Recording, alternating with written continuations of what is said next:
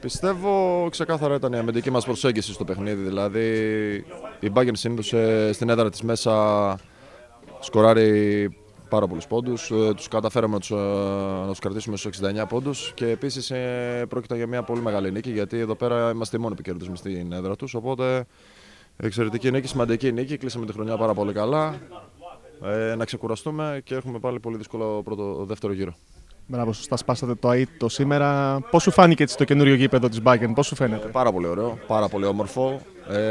Εξαιρετική ατμόσφαιρα, καμία σχέση με το προηγούμενο γήπεδο, συγγνώμη, γιατί εντάξει, το προηγούμενο ήταν λίγο πιο μικρό, πιο κλειστό. Αυτό είναι, θα έλεγα, επιτρέψτε μου να πω, πιο ευρωλιγκάς κατάστασης. Όχι, είναι εξαιρετικό το γήπεδο και... Πολύ ωραία. Και έτσι κάτι για τον κόσμο που ήρθε σήμερα, ήταν πάλι δίπλα σας. Ευχαριστούμε. Πάντα είναι σημαντική η στήριξη του κόσμου. Το έχω ξαναπεί πάρα πολλές φορές και χαρήκαμε που πήραμε την νίκη και την αφιερώνουμε σε αυτούς.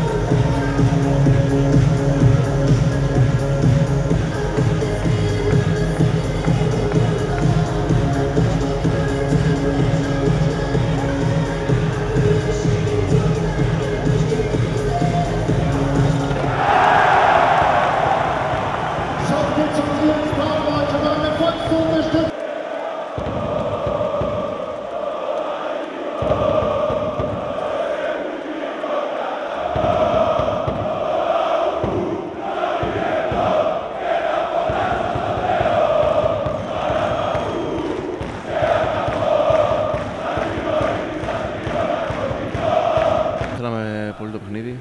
Είχαμε έρθει αρκετά προετοιμασμένοι. Ξέραμε ότι η Bayern είναι πολύ επικίνδυνη εντός έδρας. Δεν είχε ήττα μέχρι σήμερα.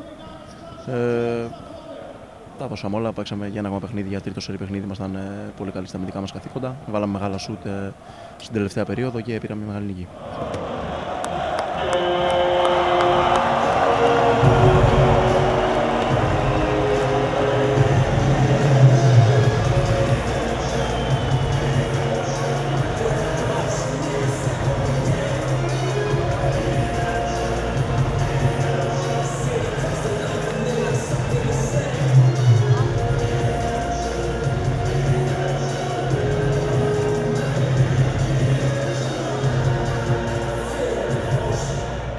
Herzlichen Glückwunsch an die Mannschaft und den Titelverteidiger von Panathinaikos Athen.